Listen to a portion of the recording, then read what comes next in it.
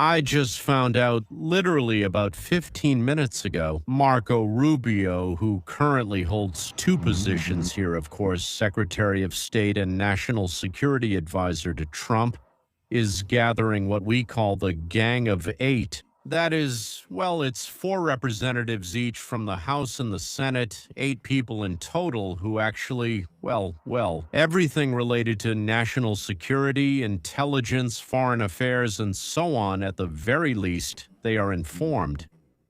That is, when the president is about to do something urgent and doesn't want to, let's say, reveal his plans at a large Congress meeting, not even because he's afraid of someone, but simply because people might start talking, like secretaries and so on, when it's urgent, when it's something very important, this so-called Gang of Eight is gathered.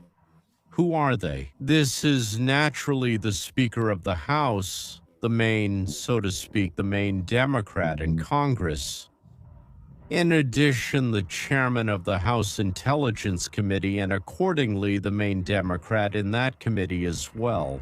Well, because right now, thanks to the Republicans, if the Democrats were in charge, it would be the other way around. In any case, there are always 2 people from the Democrats and 2 people from the Republicans present. It's the same in the Senate. That is, the leader and the senior Democrat in intelligence, and so to speak, the chairman, whatever the title is. Yes, so to speak, the main person. I don't know what it's called in Russian. In the Senate, that is, these 8 people, literally a few hours before the president's speech begins, which we're all now waiting for with, well, let's say, we're now waiting for it with anticipation. Because before it was just interesting, but now it's more than interesting.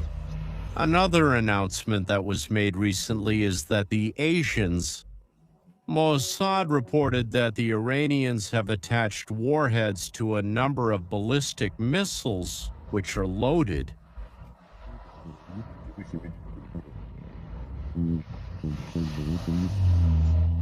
Chests.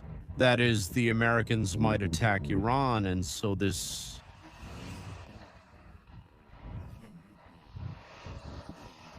seconds of ideas to the frame that the level at which news is recorded by Plativa. Subsuum.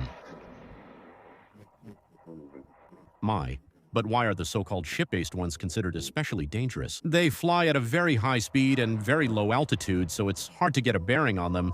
And by the time you do, they're already quite close. So it will be difficult to take them down or do anything about them. So, in other words, as I understand it, China is doing the same thing we did with Ukraine.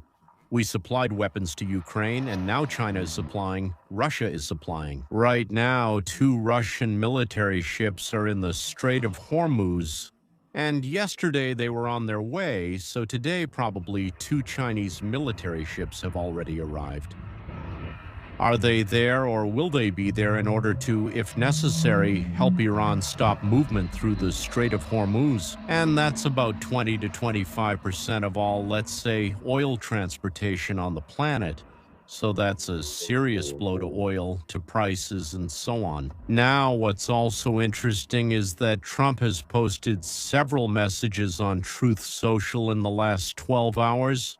That's his own social network, which he owns, where he mentions several times that in 2016 and in 2020, especially in 2020 during the elections, there was interference from foreign states. Well, everything points to Iran, kind of, yeah.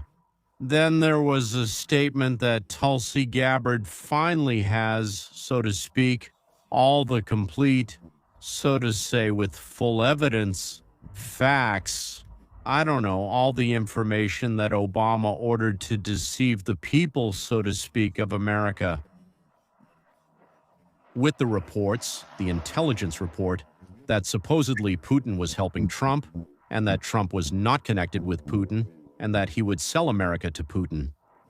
And as a result of this, the intelligence, that is, Brennan became the head of this conspiracy. Everyone else was helping, he was actively involved in this. They were forging documents, rewriting documents, forcing people to stay silent. those who, let's say, spoke out or wrote something that wasn't in line. In general, very serious work was being done on this because they didn't have time, they didn't expect it. In 2016, they didn't have time to stop Trump, so they tried to make him leave, either to ruin his presidency or force him, like they once forced Nixon to resign from the presidency. So there were 2 impeachments. Because of this, it cost us billions of dollars. America was thrown back to hell. So to speak, progress stopped.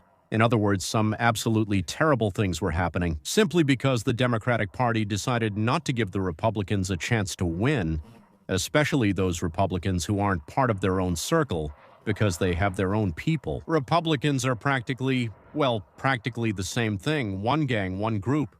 Today you govern, tomorrow we govern, you let us live, we let you live, and we steal. It's fine, everything's okay. We follow the same policy, just in slightly different ways, but it's really all the same. So the status quo was disrupted when Trump came to power. Trump didn't make any deals, didn't enter into any relationships. He said he would drain the swamp, and naturally the swamp resisted.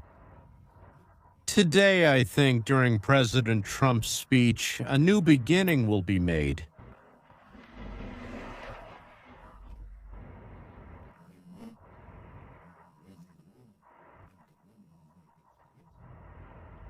The Democratic Party of the United States of America. Because there were a lot of accusations, but no one was arrested. No one was, so to speak, punished in any way. It seemed like there were a lot of things we simply weren't allowed to know. Things weren't published, citing secrecy. In general, it was unclear what was happening, but today, now it's clear. I think it's clear that now Trump, who believes that if you want something done right, you have to do it yourself, is starting this very offensive, this very crackdown with his own speech